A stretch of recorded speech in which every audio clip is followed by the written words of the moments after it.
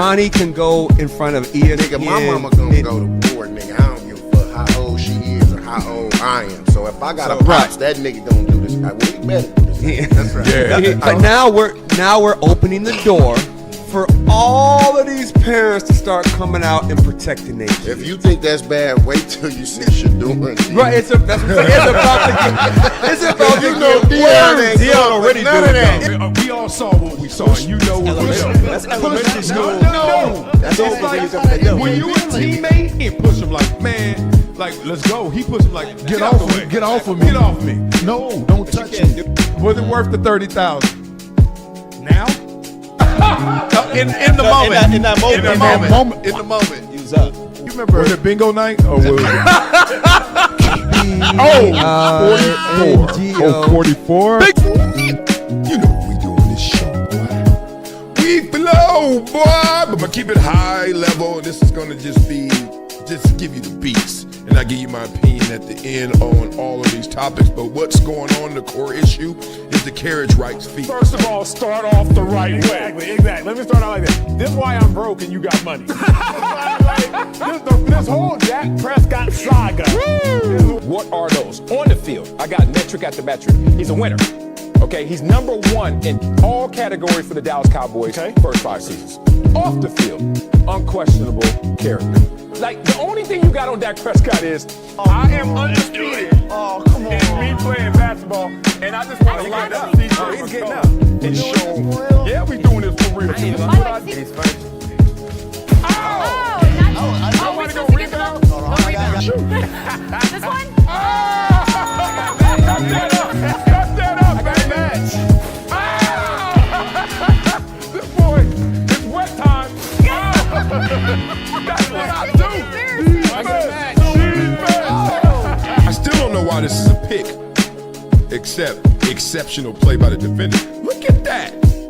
2 dudes reaching, and then he comes between them and say, let me split this bunk bed. And I'm out of here. Shotgun snap, slips. Oh, that's ugly. Sack on your first play ever in the NFL.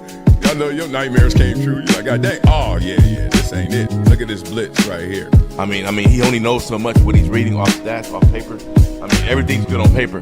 But I would always love to hear it from a player because they play the game. What about a journalist? Like, being real, NARPs are journalists. Like, you're from that pool, right? So imagine somebody just said, you didn't play the game. I don't want to hear it. She would have a living room full of people at about 10 p.m. probably every other Friday or Saturday. Come up here and I already know what they want, and I got to sing whatever song I got. Did you say song. Sing, not rap? You said sing, huh? Sing. Yeah, they ain't trying to hear no rap. They ain't trying to hear no rap. Yeah. You think you can do something with that? Hey man, Michael Jordan too light in the tail. Okay, you know what, big dog? Yes. I ain't light in the tail. If you want some of this, let's go one-on-one right now.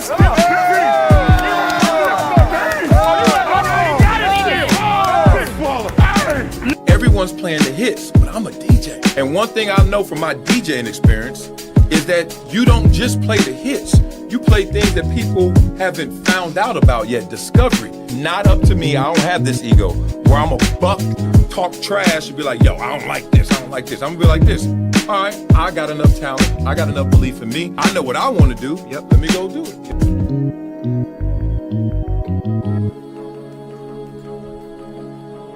Blah, blah, blah. Did I just spit? What's up, y'all? It is Thanksgiving post. What's after Eve? What's the opposite of Eve? After. Oh, man, everybody fatter. What's cracking? I know y'all were putting down some food last night. Thanksgiving getting later. Like, Thanksgiving used to be as soon as you woke up, you had the game on, and then you could smell it, and then about 1 o'clock, man, I'm fat, full, and napping. Not now. I think we all got to go to too many houses. We got too many broken homes, all these broken up families. So now you got to go to this house. You got to go to your stepdad. You got to go to your auntie. You got to go to your cousin. You got to go to your boyfriend, which that's only going to be 1 year. Everybody going everywhere. Dog, everybody I talked to, Thanksgiving dinner was like 6 o'clock. I was like, golly.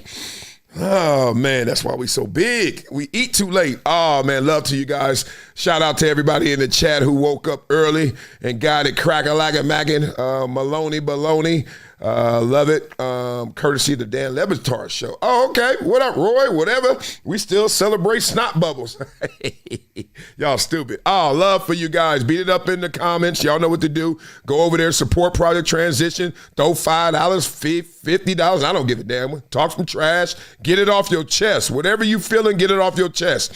I am not sensitive. I am not perfect, but I take criticism perfectly. I don't care what you say about me because I already know who I am and I know what I need to work on. So when you hit this dog and it hollers, it's all good around here. So beat it up in the comments. Let's have some fun.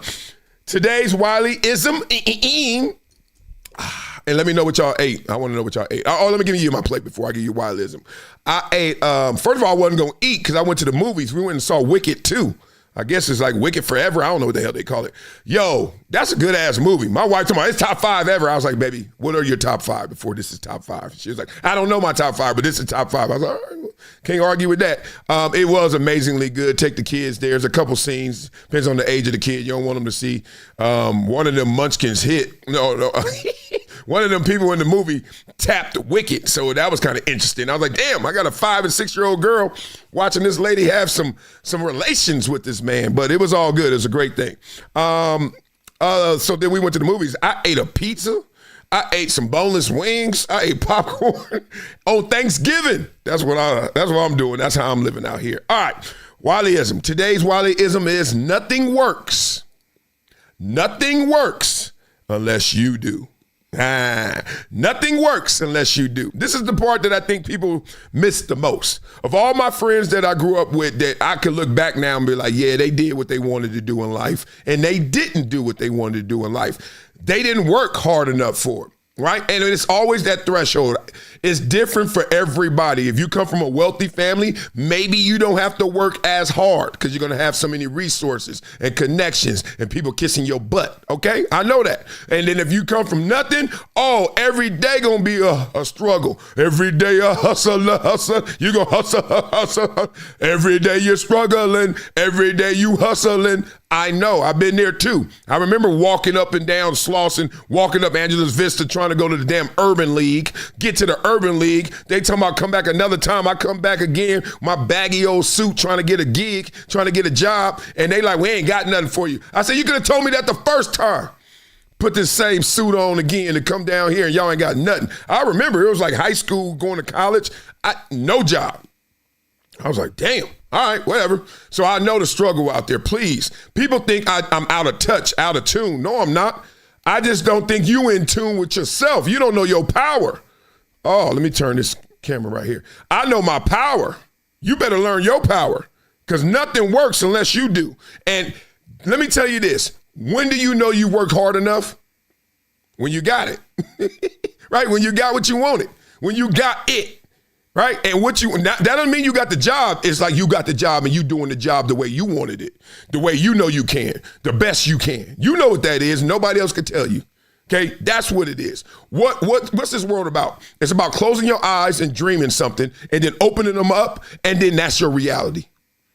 For me, it was going to be a school teacher or a football player. Simple as that. It wasn't nothing in between. I wasn't going to Wall Street. I wasn't doing all this other stuff. Simple as that. Okay? How do you know you worked hard enough? How do you know you're on the right path? How do you know when to stop or where you at? Look, this is the easiest way to say it. Be greater than your greatest excuse. Every day you wake up, you're going to have thousands of excuses. They're going to fly through your head. Some of them are going to stick. Don't let them stick. Be greater than your greatest excuse. That's my motivation for the day. This is how I really think, y'all.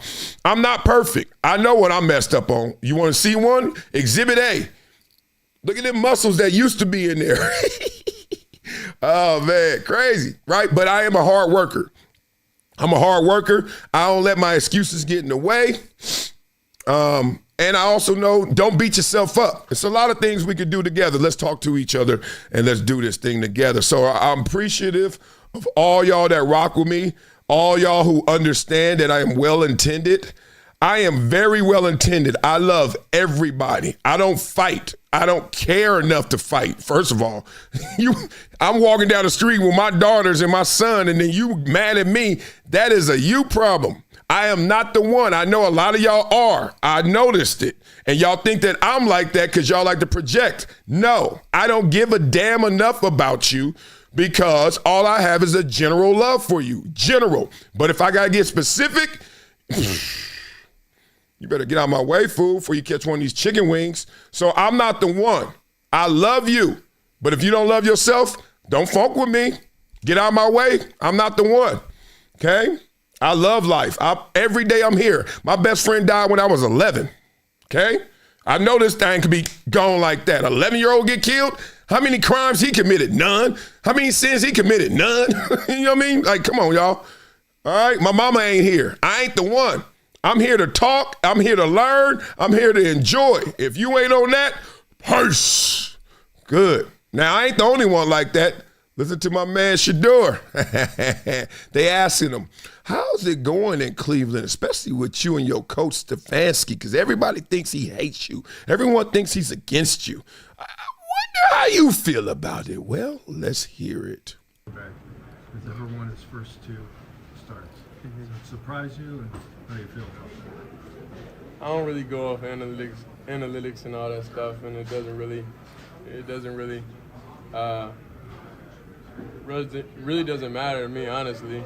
You know, I'm focused on what I could do and what I could control. You could be the first. I always wish the best, you know, and I do everything I can, you know, for this team and for everybody. But I got a great defense, got a great team, got a great receiver, so I'm just thankful. Hey, Shedeur. Hitting that early big play to Isaiah, the 52-yarder, help you, and then did you notice the effect that it seemed to have on the rest of the team? Well, it's about belief. The reason why I am so confident in the way I am is the guys around believe, you know, so that's what's most important within having a team, within having an offense, within having to have a spark. You know, you got to have guys that believe, you know, so and I'm fully confident in myself throughout everything, you know, and I'm confident in my team, and I'm sure they confident in me also. I know you got a taste of it coming off the bench against the Ravens, but what do you think the first start at home in front of that crowd's going to feel like? I feel like it'll be fun. I feel like it'll be very fun. You gotta understand, right now, I'm in grind mode. You know, mentally, understanding how to attack this defense that we're going against, and they're a great team. They got great coaches, everything. But that's where I am mentally right now. Hey Shedeur, not from you, but all your supporters out there say that Kevin Stefanski was sabotaging you. So you just want to start trouble? Huh? No, I want to ask you what your relationship with him is. Yeah, well, what people do outside the building isn't really in my control. It's not in my power. So I don't. You act like I go out there and tell them to do whatever. You know, that's not nothing I can control or nothing I could do. But overall, you know, I'm just happy to be here. Coach Stefanski's been coaching since I got here, and he's been doing a very great job, you know, with everything that's going on. But what is your relationship like with him and when we don't see you guys together? Definitely like a coach. You know, he tells me what I need to do on and off the field. We've definitely grown. Our relationship and everything has grown, so I'm just thankful to be here. Blah, blah, blah. Talking about being in an impossible situation. Oh, that was tough on the kid, man. He handled that the way you supposed to, like a G. With the G being silent, like in the lasagna. First of all, hey, he started off rough. He trying to say analytics. I know, I got some words. Disneyland, I can't say that word, save my life. But personality type, it's coming. But what they asked him, the first thing that I noticed is people are hypocrites. We all are. Raise your hand if you're a hypocrite. We all are. If someone were to outline and detail all the things that you have said and then all the things you've done and then like connected them logically, you will start to realize how much you be lying, how much you are a hypocrite. And not even with intention. You just said this one day and now you're doing something else over here and you're like, well, I hope they don't catch that, right? So a lot of times when someone is in the news, public facing celebrity, and we don't like them, y'all ain't rocking with him, I hate that fool. And then you know what they do? They attribute everything that comes from their fan base You go on their page, like, look at the comment section. That's who they are. Yep. All right, you go say, oh, look what everybody's saying about them. Everyone's doing for them, right? You don't like them. So you now make all of that noise all about them. And you act like they made it up. You act like they control all them people. But when you like somebody, and Shedeur got a lot of people that like him, all of a sudden, you give them the benefit of doubt. You say, Shedeur is just doing his job. He can't control his fans, and I'm glad Shedeur understands that. But I want y'all fans to understand that too. Whether you like them or not, they don't control their fans, right? They can't. Beyonce don't control the Beehive, right? She can say, be nice to them, but the Beehive is like, nah, she disrespected you, girl. It's on. Take my nails off. It's time to fight. Right? Shedeur's fans are all over the place. Trust me. I got friends, really close friends, that love Shedeur blindly. And I got friends that don't rock with Shedeur because they like, he ain't done nothing yet. When the last time I rooted for a fifth rounder that ain't proved nothing yet? Tell me. Then I tell you why I should or shouldn't rock with him, but I ain't never done that. So what is this? Right? And then there's some people that just love Deion and they just like, I'm going to rock with the kid because I love me some Deion and hoping for the kid. Like some neighborhood stuff. Like, oh, he's just like, that's a little Shedeur from down the block. I like him. So one, I'm glad he just was like, look, my fan base, that's them. As much as I love them and they all rooting for me, that's a them problem, not a me problem. Separate that, especially when you're climbing up the hill as a youngster, as a rookie. The other thing is I love about this is they did talk about Stefanski. And, they saying he sabotaged you. There's some evidence out there that could easily say that. Look, to me, I wouldn't use the word sabotage, but I certainly know for a fact, gun to my head, that Kevin Stefanski does not want Shedeur Sanders to be who Shedeur Sanders wants Shedeur Sanders to be. Now, what does that mean? Let me turn my fan on. I overheat sometimes. What does that mean? That means, look, Shedeur, you wanted to walk in here a top pick. You wanted to walk in here, Dandada, Azizi Super Manana, you a Dandada, and just be the guy wearing that red jersey. I'm the man. No. I don't think that highly of you. That's the beautiful thing about sports and especially football, NFL level. They do not always rock with you. So what? Be greater than your greatest excuse. Welcome to the NFL. I know in the real world, you guys take this on the chest. You guys always are in your feelings. Oh, my boss is so mean. And actually have someone in your circle that want to hear your explanation. Your boss is what? What'd he do to you, girl? I went to work. I was on time, but he ain't never on time. He show up, and then when he show up, he don't even give me credit. He don't respect that I'm always here doing my work, and then he just drop all this work on my lap, and then he leaves early, don't even care, just wants the work done, no relationship, no connection, and then won't even give me a raise. I hate to do this to y'all, but so give a funk. You know how you get rid of that problem? Be the boss. It ain't that easy. You're damn right. And it wasn't that easy for the boss either. And if it was, that's why he acting like that. And he ain't long for that job. So just shut it. Be greater than your greatest excuse. And that's going to be your job. That's how it is in NFL. You don't believe me? Here we go. Oh, man, I killed it in college. I won the Heisman. I did everything. You know those kind, right? And then they don't even get drafted. Oh, it's happened. You imagine winning the Heisman? What did you just say to me? And now Marcellus Wiley. I just won the Heisman. I am the best college football player that year, they say. Then you get into the league, undrafted. Oh, boy, you talking about being on food stamps. You welfare kid. Get your ass out of my face, fool. Right? And then you get there, you're like, they ain't got no respect on my name. They're like, nah. You better go get it. And coach, this is how you know who you are when a coach is talking. He'll be like, get around. Everybody. Okay. Today, we worked hard. Now it's time to go out there and show it. Okay? We need to go out there and show it. And when he starts saying we, he ain't looking at you ever. We need to go do this. We need to go do that. I need you guys to be locked in. All these pronouns. And ain't none of them landing on your eyeballs. You want to know how I know that? Because I've been there before. When he's talking about we, he ain't thinking about Wiley. My rookie year, it was not a speech, not a word. Move, fool. You lucky you here. And I was a second rounder. Now, You just be greater than your greatest excuse, keep climbing that hill, and all of a sudden, you hear that music. You hear your walk-in song, right? They start talking about you. You that dude. All of a sudden, when coach say, hey, today, I need y'all. He's saying y'all, he looking dead at you. I need y'all to be locked in. I'm going to need all you got. You know, all you guys out there, he looking at you. He might as well say we is me. That's how your mindset got to be. Now, if you sit here and say, well, why should I have to do all that? Or if you sit there and say, oh, that ain't fair. If you sit here and say, I don't know if that's going to work. Well, then whether you think you are or you think you are not, whether you think you can, whether you think you cannot, you are right. That's it. So I'm glad Shedeur got his mind right. He like, look, that's a damn problem. Me and coach, we all right. First of all, he respectfully, Shedeur is lying right now. And we've all had to lie before.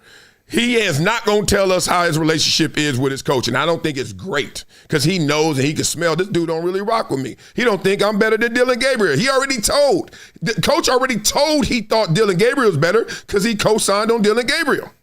Then he tried his best to keep him in that position no matter how he looked. So we ain't stupid. We grown men, right? So let's have a grown man conversation. Coach don't rock with me like that. He don't believe in these skills. Okay. Andrew Berry does. Haslam is listening. I got fans out there. I got me. I believe in my skills. So he ain't going to tell you the truth. He knows Stefanski ain't loving him. Stefanski is not in love with Shedeur. He's in like with Shedeur. Like, yeah, I kind of like him. He all right. Right? He won't say his name that much, all that stuff. He loses his tone. He lowers his volume when he talks about him. We get it. It's all the above plus some. But you still, Shedeur, this is called professionalism. Yep, some of the derivatives of professionalism, some of the synonyms of professionalism is lying. Like just literally looking at the camera saying, because you know why he lied? What was his first response when they asked him about Stefanski? He said, yeah, that's my coach. He's been coaching since I got here. You can't make this up. No. He's like, yeah, he's been coaching since I got here. You know what that is? That is buying yourself some time to find something in this piggy bank I could give y'all, because it ain't much. I ain't got no love for this fool. Watch Shedeur's book. In 20 years, the book gonna come out. And then you'll be like, damn, that's what happened. Mm-hmm. Not right now. He ain't on Aaron Rodgers level. Wait till we get his game up. Then he'll tell the truth. I get out of here on this. It's okay not to like your coach. And it's okay your coach don't like you. You want to know why? Because sports, especially NFL, is the closest thing. Nothing's perfect because we are people, and people aren't perfect. But it's the closest thing we have to a meritocracy. That means it's merit-based. That means, let me give it to you like this. If you run a 4 flat, never drop a ball, and got the best moves in the world, your coach hates you. You think you playing? Yeah. You can't speak English. You are never on time. We've had players like this, LT, etc. You can't. I mean, you are the worst citizen in the world. I'm not saying that for LT, but just all these things you could think about that are just negatives. But the boy can go. He can ball. He's blurry. You think he's starting? So when you ain't it, part of it is because you ain't it. Part of it is because you are not it. Can you accept that? Accept that, okay?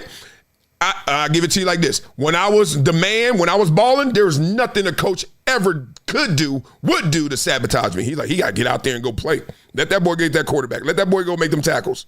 When I was suspect, when I was somewhere around that good or great, when they play with you is when you a tweener. Like, you good? Are you good enough? Are you great? When you are undeniable, as Kobe Bryant said. Kobe Bryant used to always answer every question when it was the Phil Jackson. You and Phil cool. You and Shaq cool. He's like, for real, what does it matter? I'm undeniable. You can't deny the little high school kid, The Rock. He's coming. Pause. He's coming. He's here. He's it. He's Kobe. Make sure you're undeniable in whatever you do, and then you ain't got to worry about how coach is tripping. All right, let's get into these comments real quick before we get into our next topic. What y'all doing in the chat? Y'all beating it up in the comments? Y'all better be beating it up. I want words, I want praise, I want criticism, and I want support for Project Transition. Hit the goal, damn it. We got 10 goals, 1 goal, and 10 people can hit the goal, something like that. All right, what y'all talking about? Ooh. All right, Moski, let's see what you ate last night before we get into this. You had potato salad, green. Why you leave with potato salad? Damn, I'm not coming over. Don't invite me over. If the first thing you say is potato salad, oh, man, I need to hear turkey, ham, or something, chicken. Greens, candy yams, baked mac and cheese, turkey, and jerk duck. Whoa, jerk duck sounds good, and I don't like duck. I got this weird thing, like, since I'm a city boy, I don't like no pets. Like, I love Donald Duck and Daffy Duck and all that growing up. So I'm like, that's a pet. Nope, not eating that. I ain't eating frog. I ain't eating deer. I saw Bambi. Anything that I saw and I had an affection for, I ain't eating it. Now, chicken, sorry. I don't know no chickens I liked growing up. Okay, so here we go. We got Hawkins DBs. He says Stefanski is probably wondering if he could ship Shedeur off to Mark Davis and Pete Carroll or something like that. Ha. Look, he certainly doesn't want, and I understand this before we get to our next topic.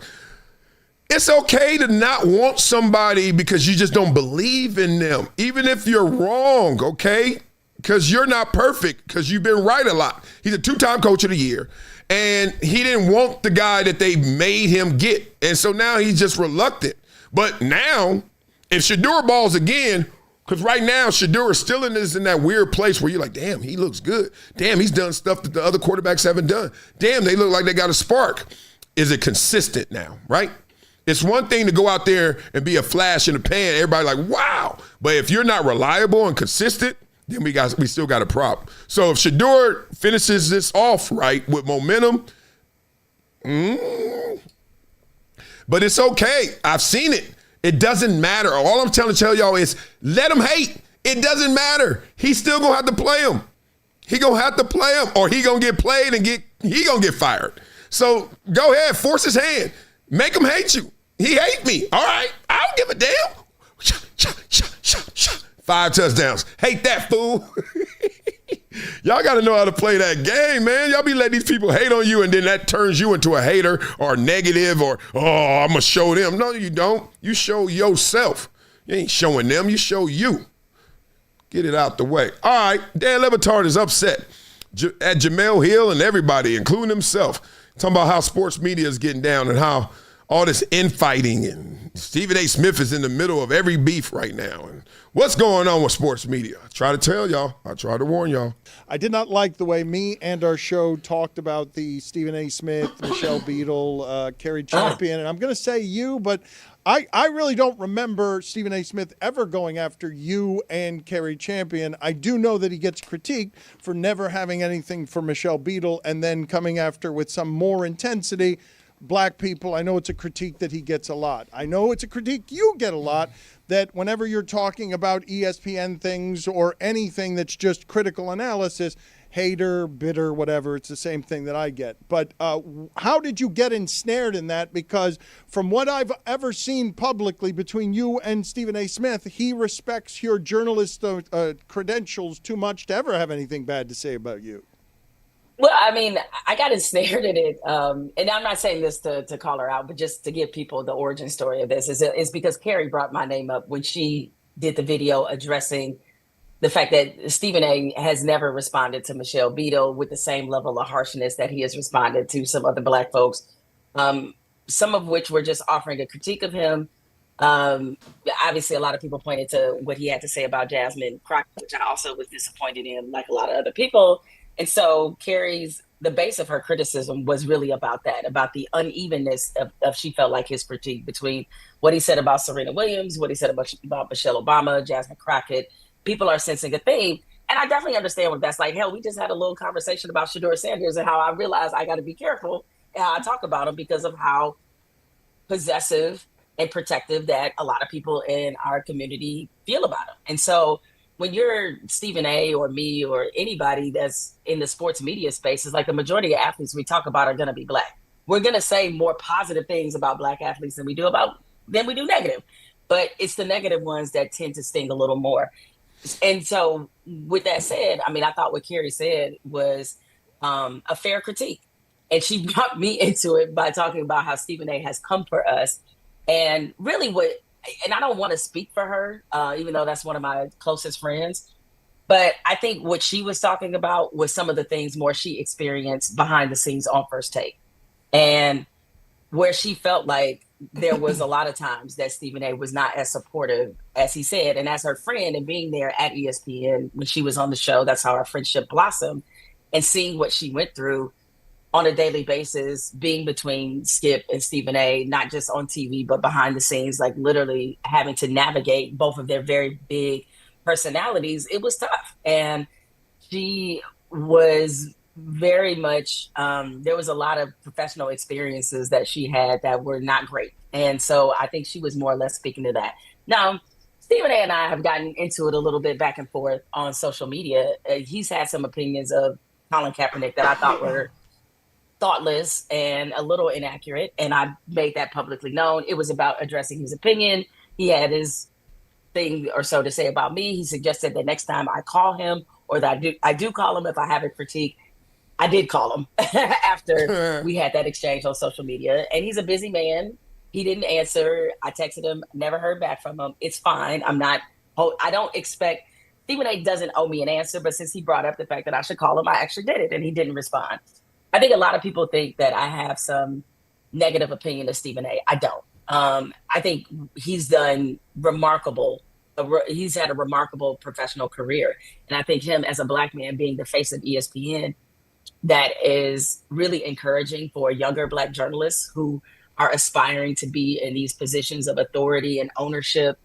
And he's been able to give them an example of like what's possible. And he's opened up, a lot of doors for people.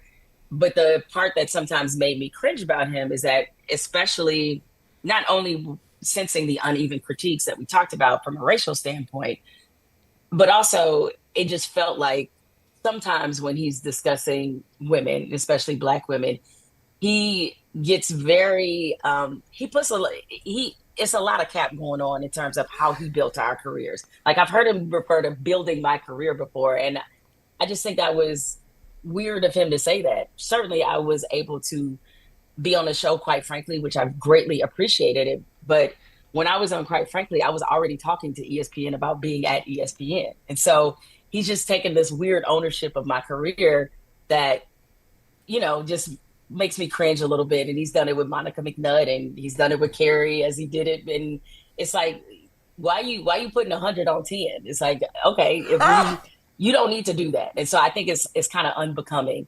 But I have no animosity towards Stephen A. I don't have any beef with Stephen A. But I hope that he's able to accept some of the critiques that people have of him, because I think some of them are fair. There's the show, boy. Blah, blah, blah. No lie. I was anticipating an evergreen discussion from that, but we got specific. And if you are from LA, the West Coast, it's hard to say specific because you always say Pacific. But damn it, we gonna get Pacific today. Oh, God dang. I tried to write all the notes down that she was talking about, and I stopped. Look at my page. It's a mess. I don't know where to start. Let me start here. Okay, let's start here. I love what she said because it was her truth, the real, whatever. It's a retort. Okay. Now, the first thing I did notice was like, woo, she thinks she's slick. Jemele thinks she's slick because she's like, look, the dude told me to call him. All right, I called him, and then he didn't respond. He's busy. Sure. Everybody got 24 hours in a day, so don't give me the busy stuff. If you were the fine girl that he was looking for, oh, he ain't busy no more. So anyway, so then she texted him, never heard back. That was to let you know that I am thorough over here, Jemele Hill, and Stephen A, not so much, or he don't care enough about the stuff he talking about, or he just putting out, some air, some fluff, whatever. But I do love the point she was making with that. Like, look, I ain't got no beef with Stephen A. Smith, and people be thinking that. They think that about me. They think that about her. I'm not going to answer for her. I'm going to let her answer speak. She's like, look, he's done amazing things out there, right? And Stephen A. Smith, I say this to you right now, and I say it all the time. You have beaten me in media, but I'm not mad at you for beating me. Just like I'm not mad that Bruce Smith is a better DN than me. You know who Bruce Smith is to me right now? That's my football father. I could call him right now and he gonna pick up. I text him, he gonna respond, and we gonna talk, and I always love him. We had to compete for the same job. They were calling me the next Tim. Obviously, I utterly failed at that. But nah, being serious, I had my moments, but no, I'm no Bruce Smith. I understand when I lose because I know who I am. That ain't the only level of me. So Stephen A. Smith is destroying me in media. Congratulations. I don't know why people think that means you gotta hate them. I competed against guys and lost to them and still love them. What do you mean? So I get where she's coming from. But she said a lot. She said a lot more than that. Let's talk about it. Oh, man. Stephen A. Smith is more intense when he talks about black people, black women especially, right? Women and black women especially. Look, people got to understand, and this is what people don't give you enough credit for. Every topic is different, right? Every topic, whether it's the conversation about it, the background of it, the context of it, the characters in it, and your convictions about it, right? Stephen A. Smith may feel more intense like displeasure with a Jasmine Crockett. He may be mad and more mad at a Serena Williams. So if he's mad versus a Michelle Beadle, who he's like, I'm not mad at her at all, actually. She's just mad at me. Why are we going to make this man have to respond to that white woman like he is that black woman, but he got a real issue with that black woman? He ain't got no issue with this white woman, Michelle Beadle. She got a problem with him. And she just wants him to have a problem with her or respond to it or move and get out the way, right? So come on, man. I catch that trick all the time. People want you to be mad at what they mad at. Like, no. And then, look, covering sports, you're going to talk a lot of good stuff about black people and a lot of bad stuff about black people. People always be like, dog, why don't you talk about the white people like that? I say, I do. First of all, if I talk so many topics, and if you only click on Stephen A. Smith and all the black people, and you only click on those Ryan Clark, that's a you problem. Y'all ain't clicking on the ones when I'm talking about all other topics. Y'all ain't clicking on the film sessions. Y'all ain't clicking on the other stuff. That's not me. I put it out there. The buffet is there. There are collard greens there. Stop talking about all we serve is mac and cheese. No, that's all you want to eat, fat boy. You want to consume it and then get mad at me, say that's all you cooking. No. Look at the row. There's Pat McAfee over there. There's Skip Bayless over there, right? There's Scott Van Pelt right there. Not too much of it, right? But it's there, right? Like, come on, y'all. So I catch what she's saying. But she's like, look, I'm not bitter at ESPN. I'm not bitter at Stephen A. Smith. But then why do people always want him to fight their fights? Right? Like, that was what's wrong about it. And look, all these people are my friends. Like, Jemele Hill's my friend. We have had I don't know if it's even a heated debate or just like, we just know we on different sides in terms of politics. We know we on different sides in terms of some of these issues. Colin Kaepernick made a lot of people look at me different. I was like, oh, well, it's just my conviction. What do you mean? Like, it's not that deep. I love you. And I'm glad, like, Jemele and I got through all that because I was like, girl, I ain't mad at you because you disagree with me. How the hell? Like, what we going to do? We going to stop liking each other as homies because you think he's the man and I think, nah, I'm good. I don't need none of that. I don't need no protests. I don't need no posters. I don't need no kneeling. I don't need none of that. I'm from it. I know what's going to fix us. It ain't none of that. That's all I said. I said it ain't that. So it ain't that deep. If you disagree, you think it is that. Do it and see where it gets you. I'll be right here telling you I told you so. Or I'm wrong. It's okay. I am willing to go on that journey without being mad at you. But people ain't like that. Not everybody like that. So there's a level of harshness that's coming from his criticism. And he's not as supportive. First of all, I don't know who y'all are, but me, I don't need your support. This is why people get mad at me on racial conversations, because ain't nobody gonna be racist to me. You wanna know why? Because ain't nobody got power over me, dog. That's why the crux of why I don't care about race is because you ain't got nothing on me, bruh. White, black, nothing. I told y'all I'm cocky in here. I am just pleasant to be around. But I know how to hide my cockiness very well. Nobody got me beat. And if you beat me in something, don't mean you beat me. You beat me at that thing. I suck at basketball. So what? I'm still going to play, and I'm still going to lose. And I'm still going to think I am everything, like my mama told me. I am something. You can't take me away because I lose at one thing.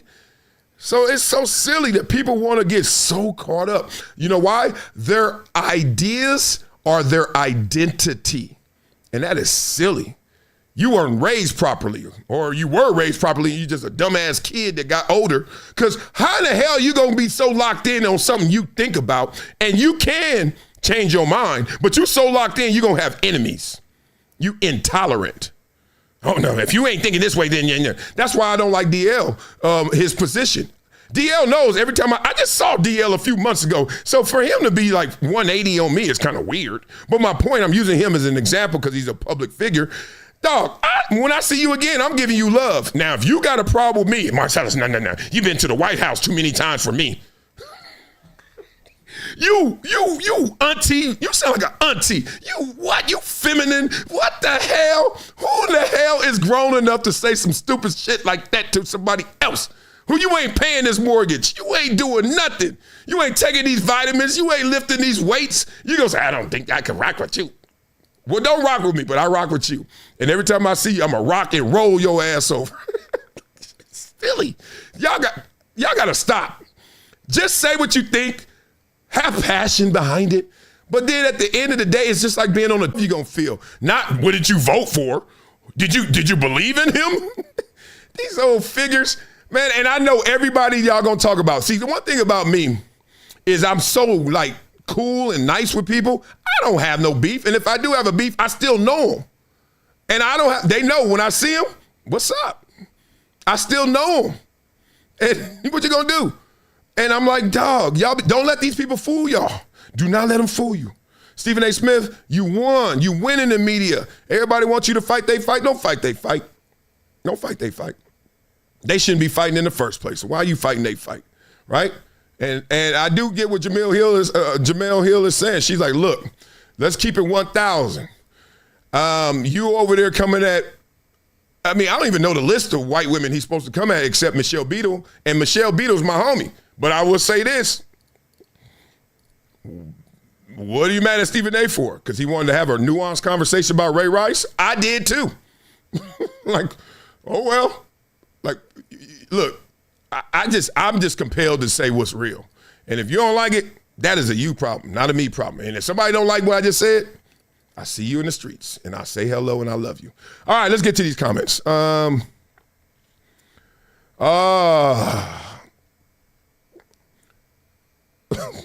I can't read this. Black Rain says she lying. BW, I assume black women always make stuff up. Every woman makes stuff up. Every man makes stuff up. You make stuff up, Black Rain, so don't do that. Okay. Everybody talking about Black Friday. Oh, we supposed to be buying stuff today. I ain't buying jack. And then we got another one from Sean. From Atlantic to Pacific, G, the traffic is terrific. I don't know what lyric that's supposed to be, but I'm out of that. All right. Let's get into this topic. This is a good one. So a lot of y'all predicted this. Yep. A lot of y'all thought this moment was coming between ESPN and Inside the NBA with the TNT show that is now on ESPN. Y'all was like, sound too good to be true, partner. Good luck with that. I know. Everybody was like, yeah. And even Charles Barkley and them were a little hesitant, right? They were like, we want to make sure our schedule is right. We want to make sure how much work we do. Remember? They were like, we're in the dark. We don't know. Well, you're not in the dark anymore. Matter of fact, the show has come on and there's been some response internally from ESPN. And let's just say maybe some of y'all out there were right. Damn it, here we go. ESPN already, look at this. They ain't even done 3 months. ESPN looking for more regularity with Inside the NBA schedule next season. The current licensing agreement with TNT limits how many times the show can air before January 1. Basically, some of these terms were grandfathered in or booked in. They're like, look, You know how they be clowning ESPN like, dog, I ain't working all them damn days. I ain't Stephen A. Smith. I ain't working that much. And you got me on ESPN Ocho and ESPN 3 and all them jokes. Them jokes, what do we say about jokes? You know it. Got some real in it. So they just began the first season on ESPN. I'm going to try and cut this real quick. Burke Magnus, who has been in the media of late. I mean, this is intentional now. Good for him. I just don't know why it wasn't like this before.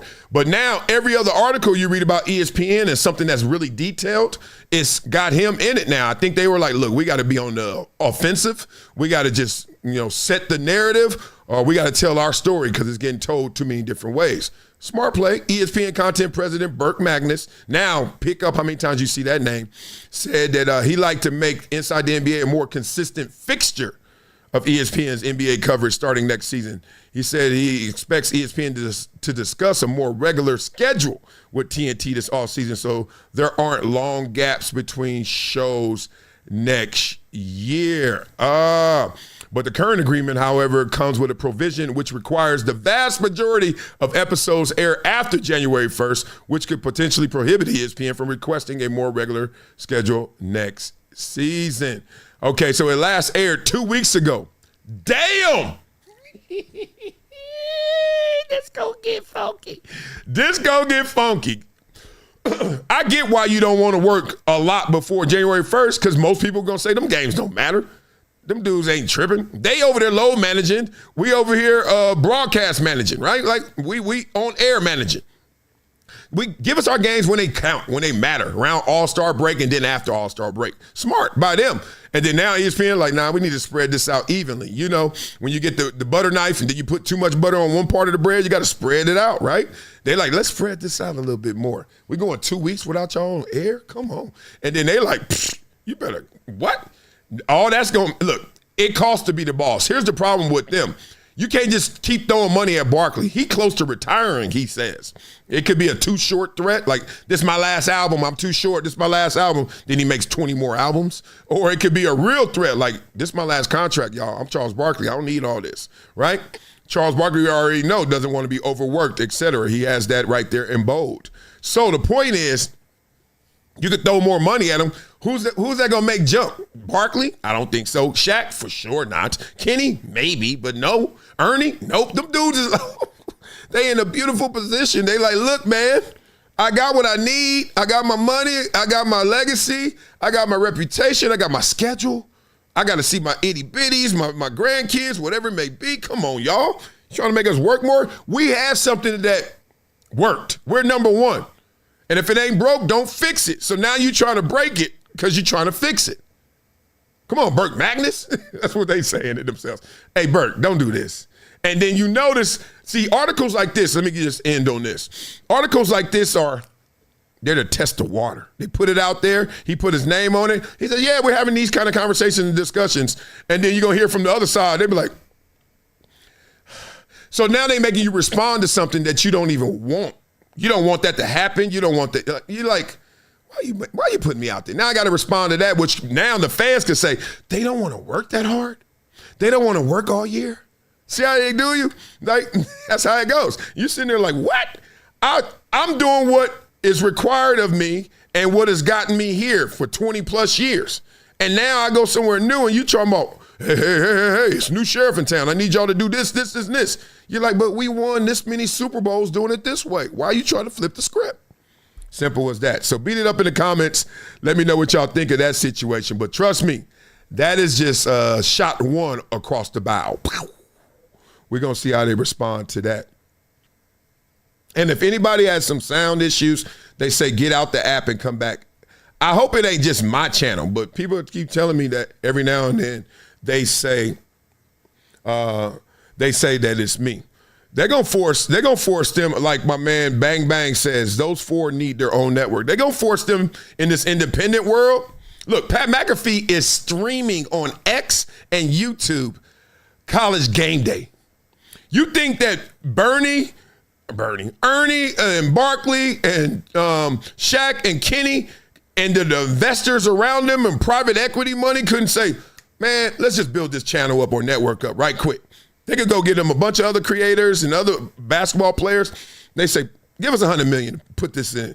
And then all we gonna do is the show from our crib, like Peyton Manning and them. Or they can just say, all right, we out this deal, and they do a Manning cast version. Like the days of like, I gotta be on ESPN, it's great for a few, but it ain't great for all, as you can see. They ain't been there 3 months, and they already like, I don't know about this. What y'all set up ain't the way we thinking. Now, one of the things about me, and I hope you guys are picking this up, is I'm very, very open-minded, but very closed off in terms of like body and actions. Like I ain't doing a lot of stuff. Trust me. I'm a creature of habit. I do very few things. However, my mind, I go everywhere, including when it's time to get content and conversations. I listen to everybody. The homeless guy in front of the liquor store, I'm not stepping over him. He got something to say. What's up? Some of the best gems I've ever received were from people that look like they don't know any better. Yes, they do. They know to go the other way, not the way they went, right? All day. So this is what's interesting about media. I love sports. I love culture. I love entertainment. I love sociology. Y'all know that. This topic came from left field because it came from my man Joe Budden, who I love, the Podfather. I love his podcast. And he says we need to start having a conversation. And I never thought about this. We need to start having this conversation about Matthew Stafford being a better quarterback all time than Aaron Rodgers. I said, whoo, that's spicy. Let's go. Start the Matt Stafford, Aaron Rodgers conversation. Okay. I don't know that Aaron Rodgers is better than Matt Stafford all time. I don't know that. Those couple years, Aaron Rodgers was unbelievable. Joe. Unbelievable. He got one of them. Joe. Yeah, he only got one chip, but how unbelievable was he? Guess what? He's one of them. Who? Aaron Rodgers. Yeah. Of course he is. I just don't think I don't know. I can't say he's better than Matt Stafford. I cannot say that unequivocally. Matt Stafford is really like that, yo. Matt Stafford is good. Still. He's good. No, today it's not even a conversation. No, but today, all time, no. He don't impact the game like Aaron Rodgers. Yeah, I don't know about that. Aaron Rodgers rolls out. Aaron Rodgers can win a game by himself.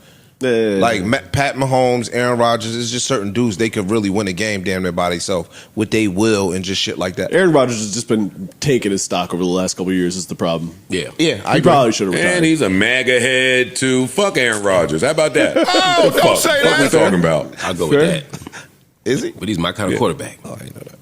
No, I'm talking shit. I could be lying. He's gonna throw MAGA on the nigga. No, not MAGA. He got some weird views. He got some different. He's in that internet sphere of like the weird conspiracies. Yeah. He's from the flat earth. He's from all of that shit. Yeah. But when he's on the field, he was my kind of quarterback. I think Matt Stafford is better than Aaron Rodgers. I don't give a fuck what Pat McAfee got to say about it. The way he plays.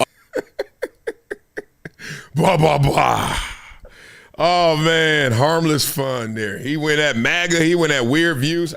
I catch myself every time I say that. My kids, because I got kids now, and they start saying that word weird. And I'm like, weird is just based on your epicenter of beliefs and thoughts, right? You can't say somebody else weird because they can say you weird. So you really ain't said nothing, right? I always think about that because it comes home when you think about when people say, oh, you live where? Oh, that's far. Far for what? Not far from me. My school down the street. What do you mean? The grocery store right down the street. The mall's over there. The theater over there. What do you mean far? Far for you? Because I don't live where you live. You guess what? Here's the clear one. Here's the one that's gonna blow your mind. You ready? You live far from me. Anyway, what is he talking about? This is amazing. Okay, so let me give you the OG NFL. Okay, this is what it is. OG NFL tells me Aaron Rodgers is still better than Matthew Stafford all-time career, all that. Okay, that's just, it ain't nothing to hold you for in suspense and nothing. Aaron Rodgers gonna go down in history better than Matthew Stafford, partly because all of them hits that Matthew Stafford was out, darts, no-look passes, darts, Megatrons, darts, all that kind of went under the radar because he was in Detroit, stuck in terms of lack of team success. Meanwhile, Aaron Rodgers is in Green Bay, and we know what Aaron Rodgers was doing. Mr. Efficient, Mr. Effective. Dog, if he threw 5 picks, good luck. Like, you know what I mean? It was crazy. Aaron Rodgers had a stretch. I mean, you sit on the bench for your first 3 years behind Brett Favre. Finally, look, Brett Favre, as great as you are and great as you were, bye-bye. And then you leave, and then it's Aaron Rodgers. We don't miss a beat. Then he wins one quick. Then it's been a lot of flirting with it and a lot of bad defense in the championship games and all onside kicks and oh God, Lord. And not perfect Aaron Rodgers, but point being, I think all time. But I want to have a two-sided conversation. One, I want to use, I love the second brain, I call it. AI, all that technology, ChatGPT, Perplexed, all that. I use it a ton, right? I want to use it right now because I want to see what they think about this. And then I want to just go by the numbers. And then we get up out of here. So beat it up in the comments. Who you think's better all time? All time. Matthew Stafford, Aaron Rodgers. Beat it up before I give you all these answers right now, because here go one. All right, so you asked it, who had the better career, Stafford or Aaron Rodgers? Oh, wait. The answer is Aaron Rodgers had the better individual career. Matthew Stafford might end up with the better story career. Oh, that's interesting. Awards and accolades. Let's go through this fast. 4 MVPs, Stafford 0. You really can stop right there. If this was Kenyon Martin and Draymond be like, that's it. That's it. Kenyon be like, what you mean? I'm still better than you. 10 Pro Bowls to 2. All pros. Stafford has none, and I guess Aaron Rodgers has a couple. Top 2 quarterback of his era statistically. I don't like that vagueness. Come on. I'm using AI for a reason. Don't give me top 2. What do you mean? So when there's somebody ever tells you, oh, it's top 5, like my wife said, oh, Wicked is top 5 movie all time, it's 5. No one ever says top 5 and mean 1. You say it's the best, right? So top 2, he's 2, or whatever. All right, let's get out of there. Championships, postseason success. We all know 1 Super Bowl each. Production and longevity. You're getting a little vague, but we see it. I'm going to do a better statistical number one than that one, so I'm going to skip that. Intangible narrative, survive. How to survive in South Central. They wrote survive 12 years in Detroit, football prison. Damn, who writing these codes for this damn AI? Somebody gangster up in there. Them interns is taking over. It's like what? Who writes that and then trying to be objective? Whatever. All right, Rodgers, arguably the most gifted thrower ever. That could be Stafford as well. Playoff adversity exposed his leadership. See, that ain't right. Dog, by playoff leadership mean we can't get the onside kick? We gave up 40 in a damn game? I hate when people do that. Teammates often question them. So what? They ain't as great as me. You always question the king. You always throw rocks at the king. Just don't miss. Narrative turned weird. Here they go. Oh, God. Weird? I mean, look, I don't know. I'm not going to go too deep on this. Let's stay on topic. But flat earth and all that, dinosaurs and all that. All right, best quarterback, Rodgers. And then they say, all right, so they gave it to Rodgers. That's basically they going there. All right, let's get deeper than this. Let's keep it simple, though. Deep and simple. That's what I like. Oh, God. That could be a pause, but I don't know if it is. Deep and simple? No, it can't be simple. Simple protects me. Okay, I'm trying to make this bigger. It ain't working. Oh, maybe. Okay, this is bigger. All right, it's getting bigger. Oh, yeah, I like it like this. It's huge. Good. Okay, you ready? Oh, God, now that's a pause. It's huge. Let me make it one more. Oh, I got the best one. Okay, y'all ready? Just have fun. Ding, ding, ding, ding, ding, ding, ding, ding, ding, ding, ding, ding, ding. And in this corner, we have Matthew Stafford. Detroit in the house, 8 Mile. Let's see it for Leah. All right, calm down, crowd. And then in this corner, we have Aaron Rodgers. Cheese heads. I want the Jets. Let's go, that steel curtain. Did I forget any teams? All right, let's go. All right, head to head. Ooh, child. I don't know where y'all can see. Can y'all see it? Head to head. Ooh, they played each other a lot. Aaron Rodgers won. So whenever it's shaded a little green, that means that person won. All right, Aaron Rodgers got him. But that doesn't matter. You're playing against the other team's defense. I hate when they do that. Ooh, Dak Prescott out-dueled Patrick Mahomes on Thanksgiving. No, he didn't. He beat the defense. Shut up. Okay. I got to go slower.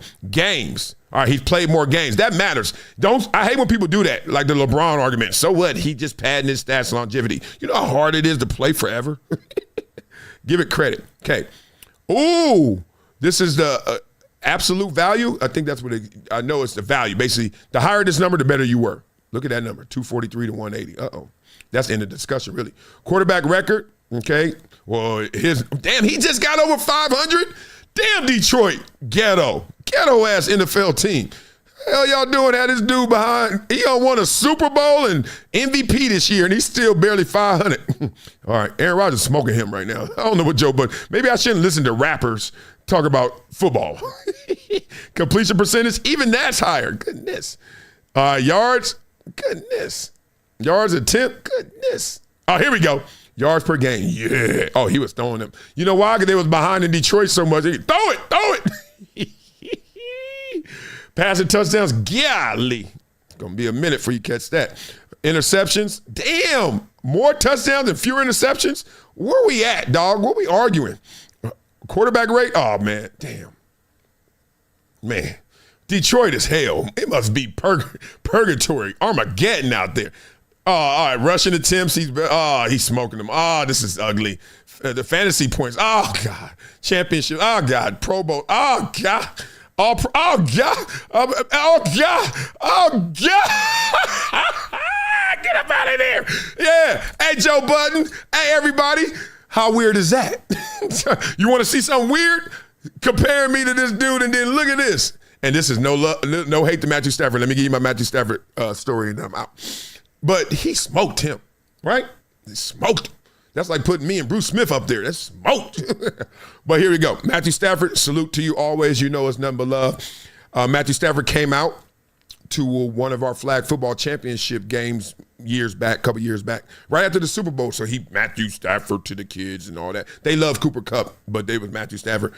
And he was just nice, cool with the kids, gave them love, took the pictures, did all the above, and, we chopped it up. So respect to Matthew Stafford. It was just fun. This is what I love to do. This is what I love to do, compete. But people getting their feelings because they ain't competitors. Oh, well. Matthew Stafford ain't tripping. Matthew Stafford ain't tripping. Let me beat it up in the comments. Let's get to our next topic, which is going to be interesting. I want you guys to turn your volume down on this next topic. They're going to start yelling. Okay. Yeah, everybody said, Francisco Aguilera said, straight whooping feet. Yeah, that's pretty much it. I didn't think it was going to be that damn wide of a gap between Aaron Rodgers and Matthew Stafford. I actually made the argument like, yeah, Aaron Rodgers, of course, but Matthew Stafford, that dude. I think the best thrower of football ever is Aaron Rodgers, Matthew Stafford, Dan Marino, John Elway, Mike Vick. Drew Bledsoe, but Mike Vick. Oh, yeah, I got those. Those are my top 6. I'm sure there's somebody I forgot. All right, Stephen A. Smith, Mad Dog. Yeah, remember yesterday Mad Dog was trying to get into the conversation? Well, let's just say he got into it. And then they talking about Lane Kiffin, which I don't understand. This is about the meaning of loyalty in America and the shame and criticism that all comes from a man who's just coaching his ass off to the point where he has options. And now we're going to use that against him and talk about the man. How weird this world is. How weird this world is. How about a little loyalty? How about a little idea to Mississippi? How about 6 years? Bailed him out of some college in Florida to go to Oxford. How about a little loyalty and say, you know what? I've done they were good to me here. They paid me well. Right. We have a good team. Ladies and gentlemen. I own the team. The conclusion of the season before I talk about my God. Y'all are ridiculous. No, y'all should be That's the way you do check this out. Hey, doggy. Were you always at Sirius XM? Weren't you at the Fan in New York? 19 years, Steve. 19 years. Did it to leave? Oh, hey, no. Hold on. Wait a minute. Oh, so 19. Well, 6 feels like 19. How about that? 6 years. He been 6 years. They were irrelevant. He wins 74% of his games. They're winning football games, right? He's got them in the national title picture. He did his job. What does he owe Ole Miss? Other than the respect of saying, hey, listen, I'm considering other options, but only because they're great options. Not because I want to leave, but my God, Florida, LSU, Urban Meyer, Steve Spurrier, Les Miles, Nick Saban, Ed Orgeron. I mean, look at what we're talking about here. Y'all act like some Drexel or Villanova called them for football. This is Florida or LSU. Florida's been awful, Steve. I mean, Florida's been a disaster. Urban Meyer won, nobody else has. I mean, you're making it sound like the Florida and the freaking Chiefs. They're not any Florida was winning. LSU's got to admit it, coach. It was special. When Florida was with it, you can stick your chest out and raise your voice at me all you want to. You ain't scared of nobody. The fact is, you and Paul should be ashamed of yourself. Ashamed of yourself. You should be ashamed of yourself. Leave that man alone. You're nuts. He is absolutely right. He's doing nothing wrong. You are dead wrong. You just don't go pick up the lead. Not even a little bit. Not even a little bit. When you got the team at number 6 in the country. Come on, please. That's not the right thing to do. How about doing the right thing for a change? Instead of worrying about how much money you can make. How about doing the right thing? Whatever. What? You would never do that. You would never do that. You would never do that. Excuse me. You're a classy guy. You wouldn't do that. If I'm considering something, I would let the bosses know, yo, I'm looking at this. I'm considering this and exploring my options. There's nothing wrong with it. This is America. This is a capitalistic society we living up in. In here, yes, we are. Blah, blah, blah. I like that little fade when they still talking in the background and you see me. It's kind of weird, but it's dope. All right, here we go. You go that word again, weird. This is unfortunate for Lane Kiffin. Let's start where it all matters. Lane Kiffin's name is now being used as fodder, drug in the mud, because his loyalty is being questioned. And it's weird that it's being questioned in success. This is how you become a prisoner of your own success. This is why a lot of people who are winning in this world, trust me, you don't want to be that person. Be yourself. Because they're winning, but now they all closed off. Listen to their comments. They're all staged. They're all scripted. Not Lane Kiffin so much. Lane Kiffin gonna let you know what he's feeling. But this is how they get you to that place where all of a sudden you get tired. You're fatigued of the BS. Dog, hold on. I got my team out here balling out of control. And then everybody's calling me. And obviously some of them calls I gotta pick up because it's them. They are calling, not everybody. They are calling. LSU, Florida, what it do? What it do, boy? How you doing down there in Oxford? How's Oxford treating you, baby? You know what I mean? Like, what? Yeah, it could be better. It could be worse. What you talking about, Florida? What you talking about, SU? Right? And nothing wrong with that. Who don't get recruited? We talking sports. Man, I play on the team right now. Shout out to Left Coast legends, Jesse Buss. We number one in the nation. You think these parents ain't coming around me and talking like, ooh, where y'all going to high school? I'm saying he's in the 4th grade. Nah, just want to know, just want to know what the future looks like. I'm like, a lot of handwriting, you know what I mean? Long division right now. What are you doing? Like, calm down. So we all get recruited. I got recruited when I was an 8-year-old, 10-year-old. Hey, little man, I see you out there balling, Wiley. Okay, you want something to eat? Yeah, I'm getting some chili cheese Fritos. Man bought them. And a tiki punch. Come on, man, it is. I got recruited to go to high school. So he getting recruited. You think it's just for players? You don't think there's headhunters out there, CEOs, executive searches? Yes, that's how I found out Jim Harbaugh was going to Michigan. My boy was in charge of a headhunter executive search. He was like, I don't know why Adam Schefter keep acting like he don't know where he's going. Here's the contract. And I was like, that is Jim Harbaugh going to Michigan. I told it, and that's how it went. Come on. You don't think somebody out there working for Lane Kiffin taking them calls? His family took the private plane out there to visit.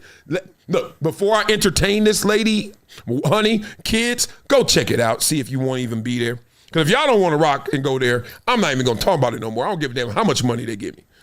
But he's supposed to do this. He's supposed to get fat and pregnant right now. Everybody, I'm having your baby. He a hood rat. He's supposed to be a hood rat. Let everybody get it. Then we're going to figure out what we're getting. But then, this is what happened when you're insecure. Ole Miss says, hey, I'm hearing a lot of talk about you, and it ain't all good for us. All right, what do you mean? Lane Kiffin coming in there with that visor on. You can tell he lived in L.A. He like, yeah, so what's up? I got pickleball and yoga later. What's you talking about? Oh, no. Look, Lane, I hate to have this conversation with you, but I got to. We got to know if you staying or not. He's like, what? No, you don't. You just need to just keep this building up, keep the practice lights on. You need to make sure that the stadium is open on Saturday, and then I do what I do. And when I stop doing it, you're going to be the first to know. No, that's not how it work down here in Oxford, baby. How it work in Oxford? Well, we... Right. All right. Mm-hmm. Right. All right. Mm-hmm. Why you pressing this dude? Let that man live. God dang. Man, come on. Who the hell wants to win and then feel like they losing? I can't, man, I wish. Lane, do you, dog. Do you. Now, if I'm him, something on my lip. If I'm Lane, I ain't going nowhere. I'm making everybody think I'm going somewhere, and I'm staying right here and getting the most. If Indiana got 100 million, 90-something million, Ole Miss, y'all better go out there. Everybody come around here, Oxford, and gather around Oxford. All of y'all Oxfords. Put it all down. Let's meet at the town hall. Now we got us a coach. And this ain't just no ordinary coach. This them coaches that usually go up yonder. Them coaches that be up there in the other schools. We got one right here. We got him, but we got to keep him. And it's going to cost. It's going to cost to be the boss right now. Right? We ain't seen nothing this fresh since Boss Hog. Boss Hog was out here. Now we got the boss. And we got the hogs. Man, you better pay Lane Kiffin. And shut it. And if you Lane, don't go to them big schools. All they do is wait to get rid of you. All they do is wait to fire you. I hate that. I hate them schools like that. That's why I ain't go to no big school for me. One, because I was scared. I was like, I ain't going to be a freshman and going against a 5-star ESPN #1. He going to start over me. Then it's only one other job. Then it's another 5-star or 4-star. I ain't going to that school. Then I'm a red shirt. Then I'm a super sophomore. When am I going to play? I'd rather be the big fish in Little Pond and get a great education. Right? You know, like, say what you want. Like my first fight, I ain't got to fight Floyd Mayweather. Oh, you a punk? Yes, I am. I will build myself up and then I'll see Floyd when it matters. All right, that's what Canelo should have did. Come on, Canelo, you should have hollered at me. All right, beat up in the comments. What y'all talking about? Jude is laughing. Laugh my ass off. Thank you, Marcellus, Wiley. Yeah, I can get into some characters sometimes. I'm silly like that. I like being a big kid. It ain't nothing. Okay, Media Corey says, shit, I live in Ohio. I'm going to Florida. First job offer I get, I don't care if it's scrubbing asses. Beat it up in the comments, but don't do that. All right, y'all so silly. Man, come on. Florida is one thing. Gainesville ain't exactly what you're thinking. Let me just say that. Y'all thinking Miami, y'all thinking Crockett and Tubbs. I lived in Jacksonville, and then we used to go to Gainesville, obviously. Like, Gainesville ain't exactly what you're thinking, right? Florida's big. There's a lot of things out there. Okay, speaking of something big, this is the biggest beef I think we've had in a while. Like Kenyon Martin and Nick Young on Gills Arena is amazing. This is just it. This is as close as you get to seeing them throwing the ball up in the air and saying, go at it. And they can't do that because of the ages and because it ain't gonna be the same. They're not peak to peak anymore. But golly, Draymond Green, Nick Young looking out for Draymond because Draymond ain't there, and he also played with Draymond. And then you got, obviously, Kenyon Martin, and then you got the jokes that come from the whole crew, especially Gills Arena. It's amazing, to the point where they're not stopping. They got more levels to it, more layers to it. Let's go. Signed July 21st. That's after everybody else. That's not. That's early. That's 3 weeks into the free agency period, but I'm saying it's not. No. Like, everybody was signed already, besides him and Westbrook. Fuck. But 3 weeks in, so 3 weeks in, everybody was signed. All right. So 3 weeks in, everybody was signed. All right, you was right. You right. I know. You irritated for no reason. You irritated for no reason. Thanksgiving. We all agree with your ass. Irritated for no reason. Dog, this nigga, listen, dog, y'all want to keep talking hard with this nigga. This nigga footless, nigga brain fucking fog. Can't get away from it. He got fog going on. I never seen a motherfucker always right. Fog going on. I said it's my fucking opinion, nigga. It's my fucking opinion, so it's my opinion. You right, nigga. Shut the fuck up. It's my opinion. I think y'all need to stick together. You just want. Okay, I gotta cut it right here because even I'm getting a little scared. I know them all. Let me say this. My boy Blaze said this best on the rocks, and it's real. Kenyon skews more serious, like way too serious. If you want to say where you going, you're going way too serious. And then when it comes to Nick, he skews way too silly, like way too silly, and it's the best. I'm so glad that Gil and them guys are doing this because they are showing you how we can look at the same thing differently. And boy, that's what set the tone. So please don't get shook. I'm joking right now. That's just who they are. So don't think they got real beef. They don't. They just, one is just gonna crack a joke in the middle of the funeral, and the other one ain't gonna get off the floor because he can't believe they gone. That's how it goes. It is. People grieve different. People live different. Argue with a nigga for no reason. Like I said, it's my opinion. You can have your opinion. I got mine. Have it. Be Have your respectful to fucking my opinion. No, why? Why? You ain't respecting nobody else's opinion, nigga. You just want to argue. All right, King. Yeah, you just want to argue with a nigga. Nigga make opinion. You just want to argue with a nigga about his opinion. Save it. All right, well, let's keep this moving. What makes niggas talk about saying I got an opinion and I don't want to argue with you? What makes that tough? You right. Done it all. What makes it tough? I thought this was about Chris Paul. Yes, exactly. Yeah, his farewell was supposed to say and the nigga want to argue niggas' opinion. His farewell tour. Congratulations. Hey, Chris Paul, congratulations again. Had an amazing career. Thank you, Chris Paul. Farewell tour. Let's keep this thing moving. Today's show is sponsored by SeatGeek. Everyone can use our code ARENA10, get 10% off your SeatGeek order. Whether you're a new customer or not, sports, concerts, festivals, you name it, the Lakers are... So when you gave your assessment of Chris Paul retirement, did anybody have any rebuttal about it? I'm asking.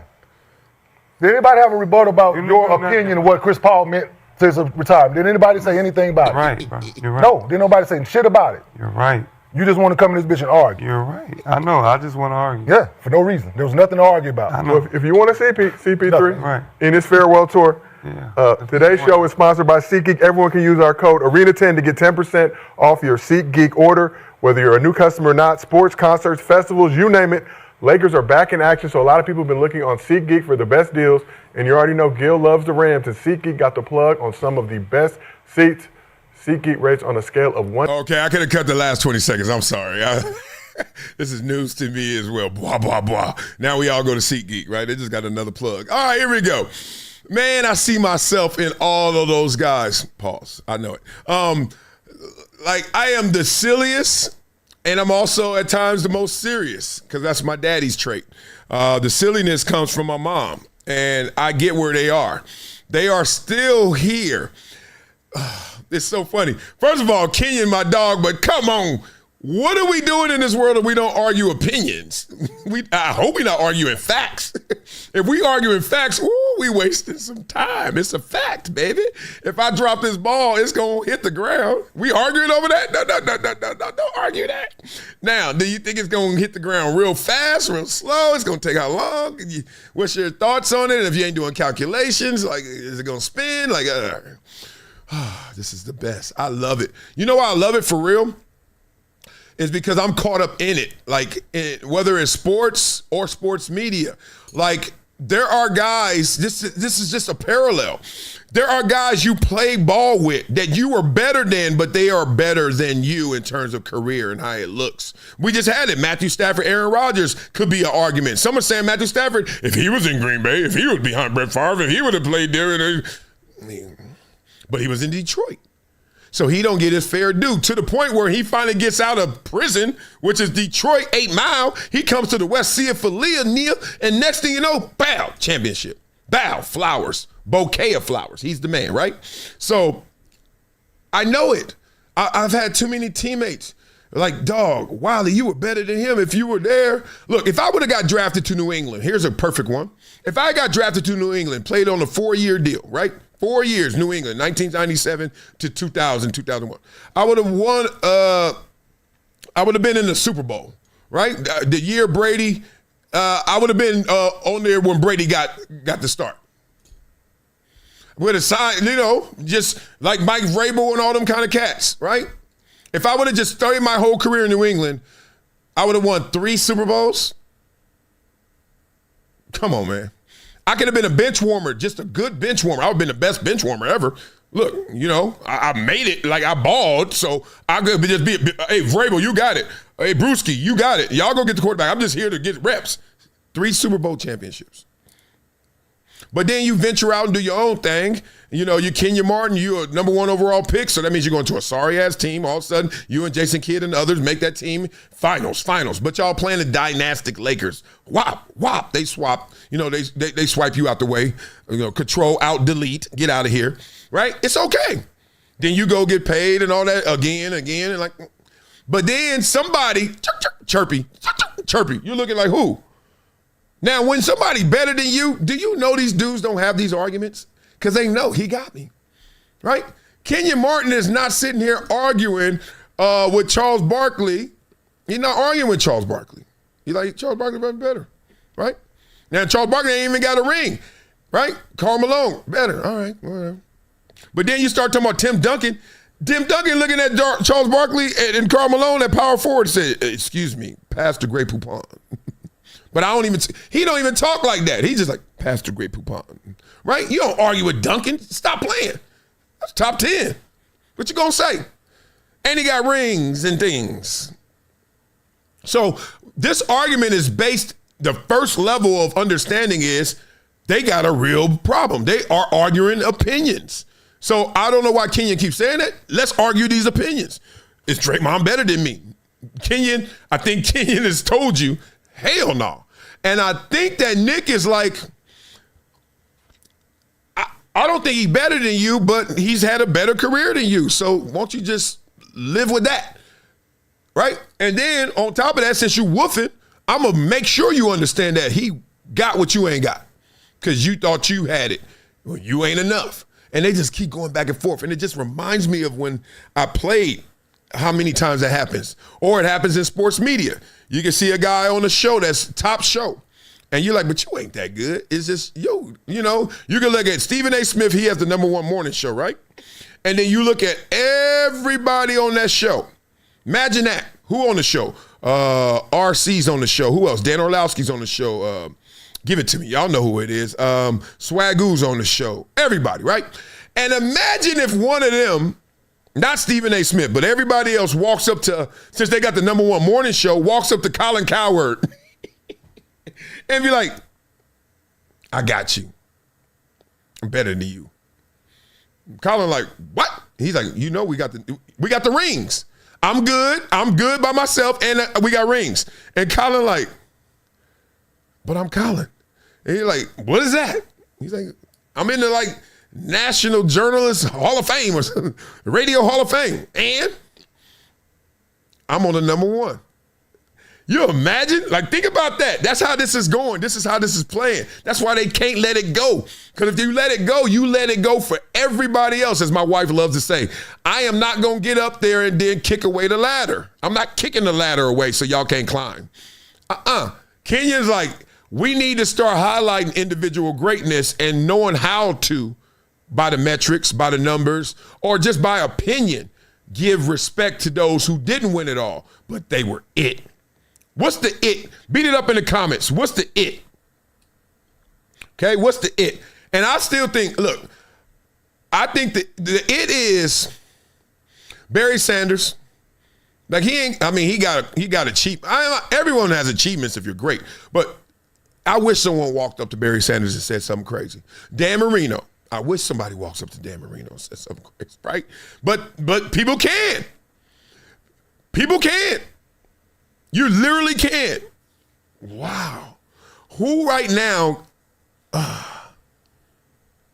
Jalen Hurts, respect, can walk up to Dan Marino and be like, you sitting here? He's like, Dan Marino, like, yeah, I'm sitting here. And he's like, I like that seat. Can I have it? And you're like, no way. And I'm like, is that a way? He got 2 Super Bowl appearances, won. Dan Marino went once, and that's it. He gonna have numbers. This era gonna give you the numbers. I know it's early for him, but Patrick Mahomes is already like, he just kicking everybody out. And you're like, damn, it's real. Drew Brees goes up to Dan Marino and is like, that's an even better one. Drew Brees goes up to Dan Marino like, yeah, what seat you got, Dan? He's like, I'm 2A. He's like, yeah, I think, I'm 2A. You sure you're 2A? And he's like, no, I'm sorry. It says 3A. He's like, that's interesting. I think I'm 3A. where you sitting again? He said, I don't know what this says. Is it? Oh, that's 4A. Yeah, I'm sitting at 4A. He's like, that's wild. I'm 4A. So they got to beef. They got to do this. This got to go. This got to keep going. It's just as simple as that. But, you know, all the N-word, all that, let them live. They are really, I'm telling you for fact, they are cool. When they leave that set, they know they left it on that set. Simple as that. But keep it coming. Beat it up in the comments what y'all talking about. Calvin Johnson, right. People walking up to Calvin Johnson like, you imagine somebody going up to Calvin Johnson like, that's my seat. Is it? Yeah, it's my seat. You're like, what? Oh, man, that's wild. Okay, let's give y'all a little fun. Did y'all watch the games yesterday, Chiefs and Cowboys? Oh, yeah. Y'all know what happened yesterday. We had the Chiefs and Cowboys. Cowboys beat the Chiefs. Now, the summation of this is really interesting, right? Look at the record, 6-6, 6-5-1. So you'd rather be Dallas right now just because of the loss column. I learned this in the NFL. I swear I didn't know it before. I used to always say, oh, which one's better? Coach was like, the one with the fewest losses, stupid. And I was like, oh, okay. So I'd rather be the Dallas Cowboys because that tie helps you in the situation. Basically, these are two teams that got to win out, and they trying to get to 11 wins, right? 11 wins, you should be in. You probably definitely in. But that's a win-out scenario, and it's happening that way right now. So what we learned, I hate when they say that one quarterback beat the other quarterback, but it was.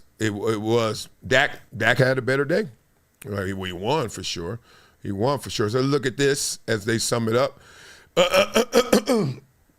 Patrick Mahomes was balling still. What was that? 2 touchdowns, 1 pick, 27-39, 320 yards, all right? And then we have Dak, who was out there eating as well, but they didn't give the summary of his. They give his next gen. Who cares about next gen if you don't give me the regular gen? All right, so all that said, do the Cowboys, I have 4 questions here listed.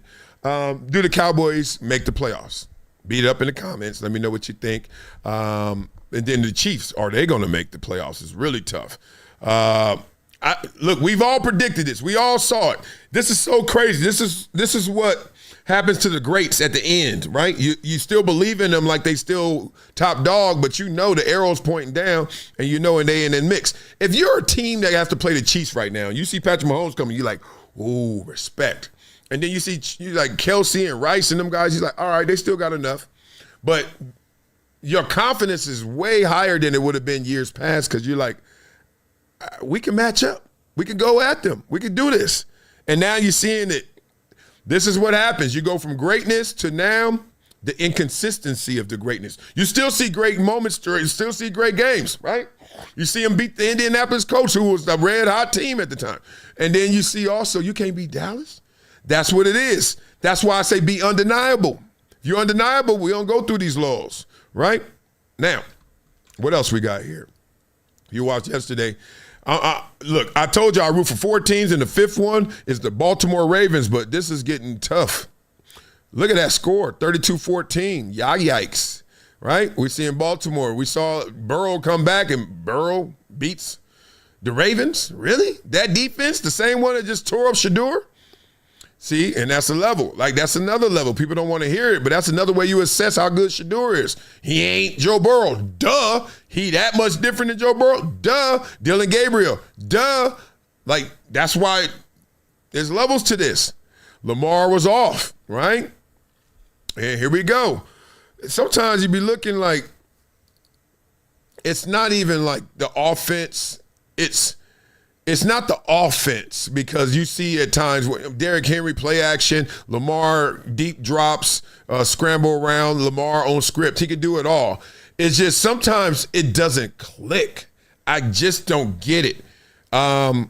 This is my theory. There's a fatigue that comes from you always getting up, trying to get something and not accomplishing it, right? Whatever that is. You human beings, this is why watch a kid.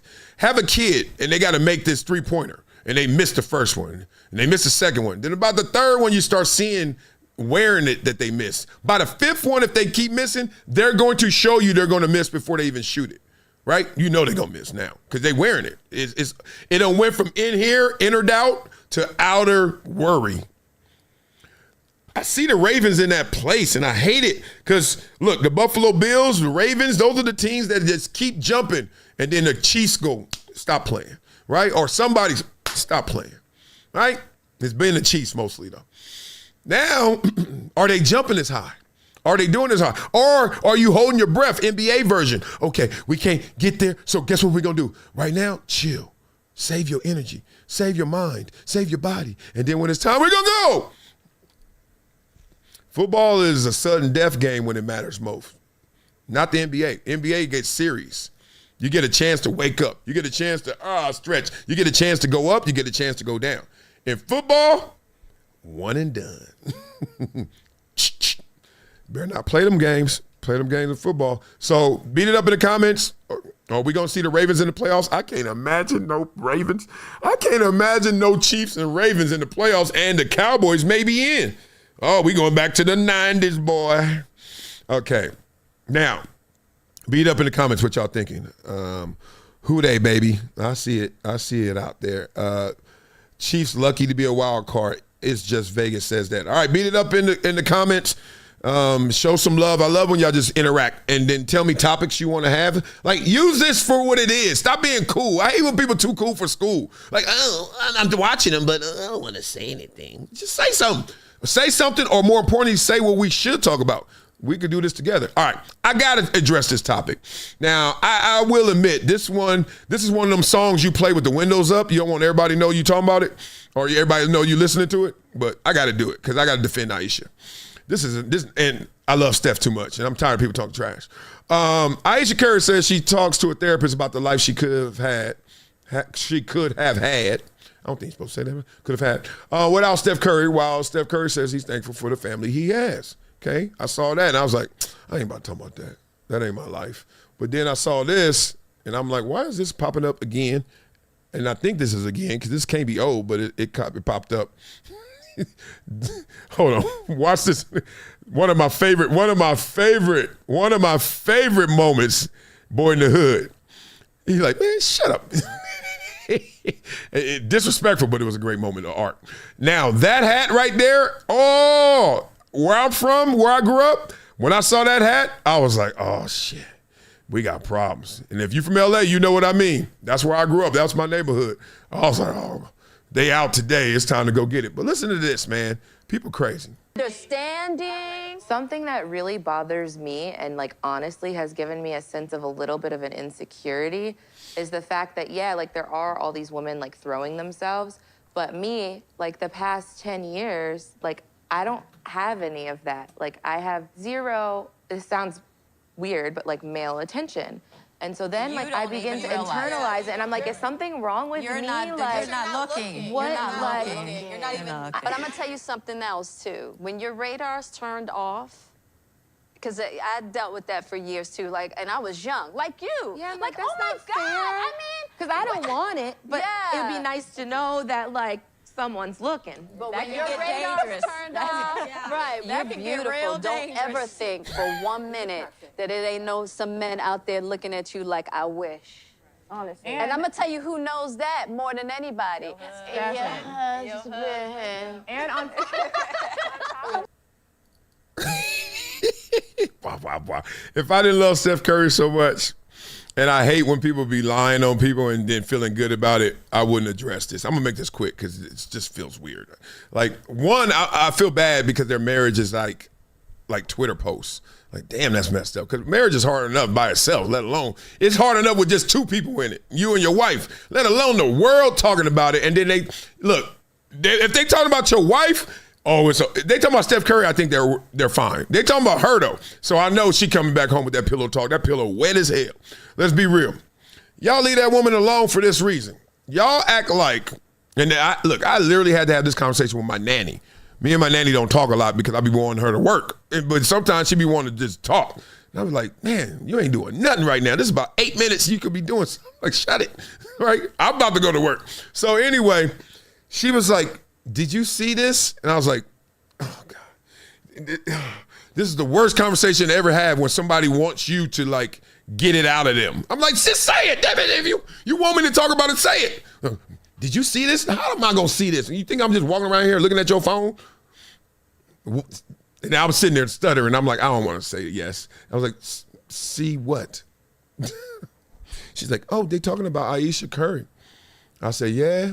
And then right now I got another out. I could be like, I don't care. But I was like, what are they saying? She's like, oh. And then she went, she just downloaded. I was like, I knew all what she was going to say. I was like, yeah. And then she was like, what do you think? I was like, I think that people are wrong. I think people want her to be perfect or they want her to be a groupie like they are. She was like, groupie, what do you mean? I said, simple. You think that money, you think that fame, that glory, that big house is supposed to shut her up? Girl, you got Steph Curry. You got all you need. Shut up. Instead, she's like, I'm not saying anything about this. I'm telling you what I am, not what we are. And people forget that when you get success. They think that the person who's successful is all of a sudden some kind of robot, like a Waymo car. Like, no. I'm a Tesla. It still takes a human behind here. This ain't no Waymo, nobody driving it, just cameras. Like, you know what I mean? Like, you are you. And even in a relationship, in a marriage, you are still you. You got to take care of you. The capacity to love another person starts with you. You are in something that is interdependent, not independent and not dependent. If you're in a marriage and you dependent, like straight up 100% dependent, divorce. If you're in a relationship and you're completely independent, divorce. Every relationship is interdependent. That means we need each other. We don't need each other for this, and we do need each other for that.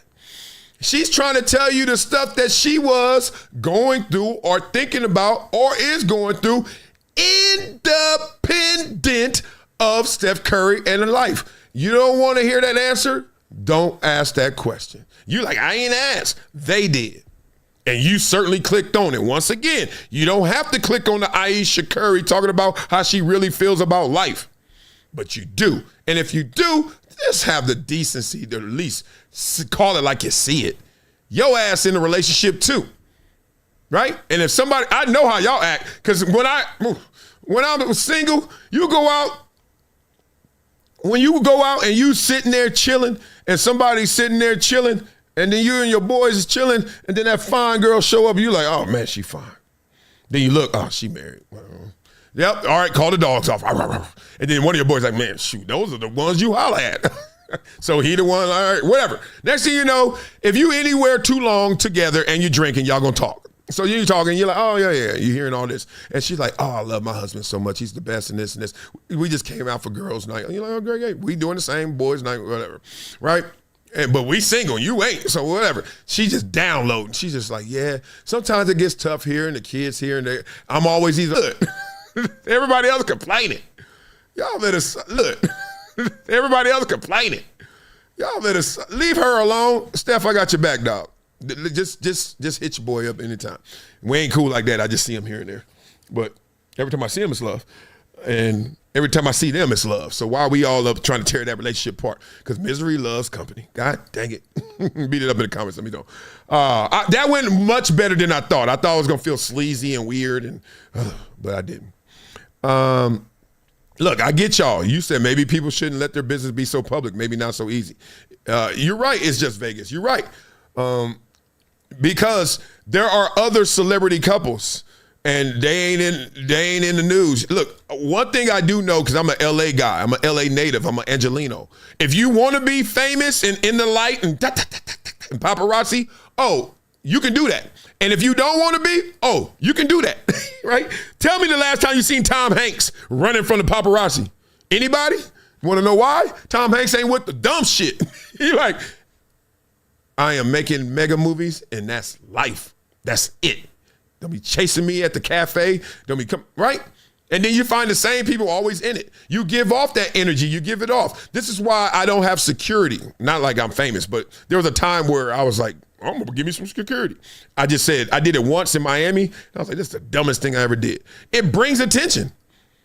I go around now, nobody mess with me. Now, this ain't the same chain I wore in Miami. This is my little MJ. That's my family. But this ain't what I had on. I had on that chunky when I was in Miami. But nobody tripping on you until you start tripping on yourself first. Simple as that. All right, so now let's get to this topic. Oh, God, this is tough. Speaking of Wicked, I told you I saw Wicked yesterday, right? Peep this. Look at this. the GQ Man of the Year issue, 2025. This is what happened. I was like, oh, that's the Wicked girl. She's so good and wicked too. In case you forgot what the alternative is, GQ's Man of the Year is a woman. This is what we're up against, not each other. We're up against people who do not believe in gender, people who do not believe in capitalism, and people who do not believe in freedom. Okay, all right. That's what we're doing here, huh? Okay. All right. Now, she's a woman, obviously.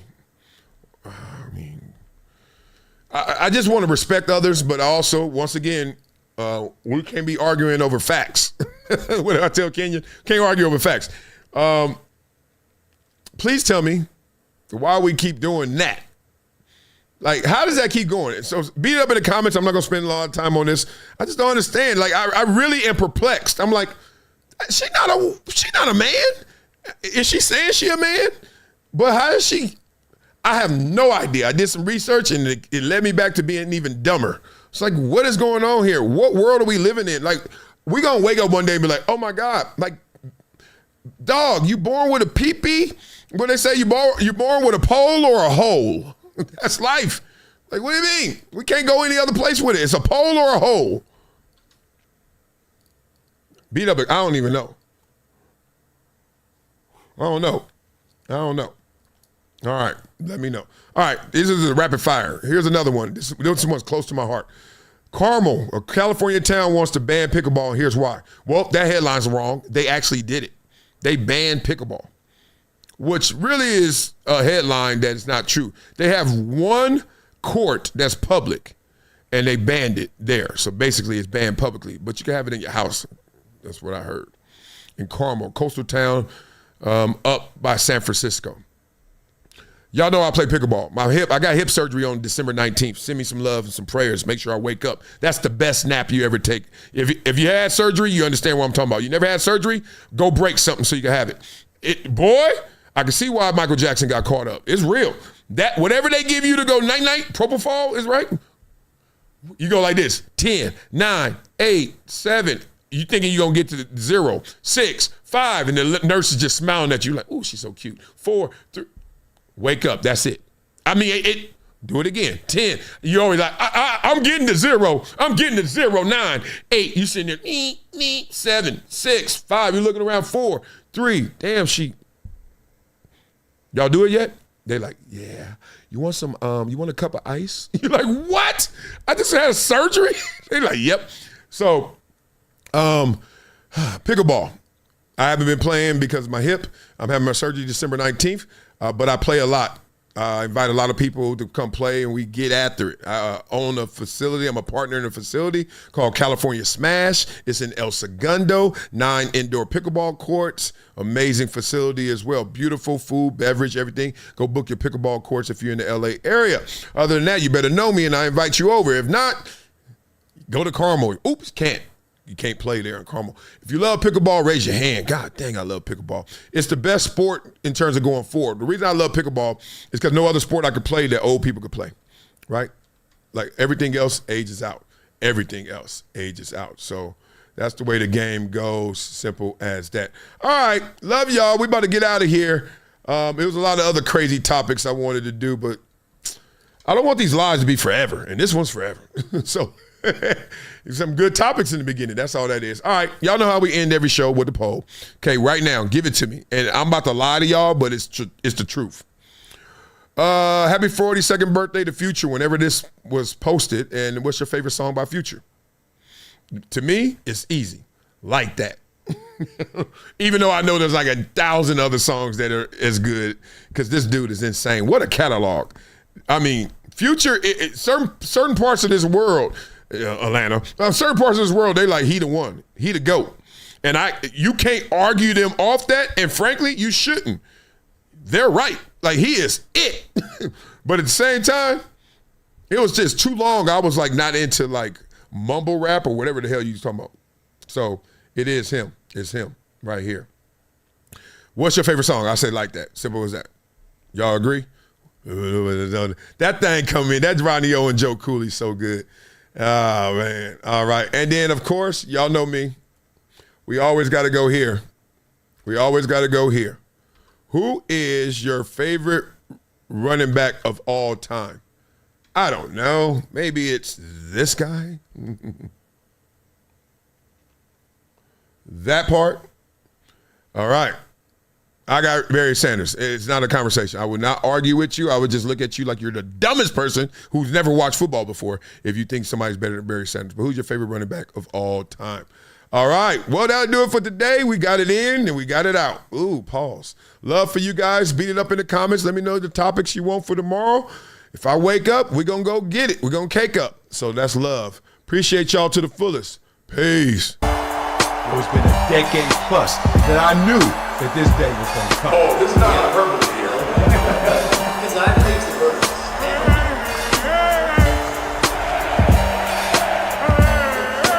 Time to hydrate. Hydration's the situation, so.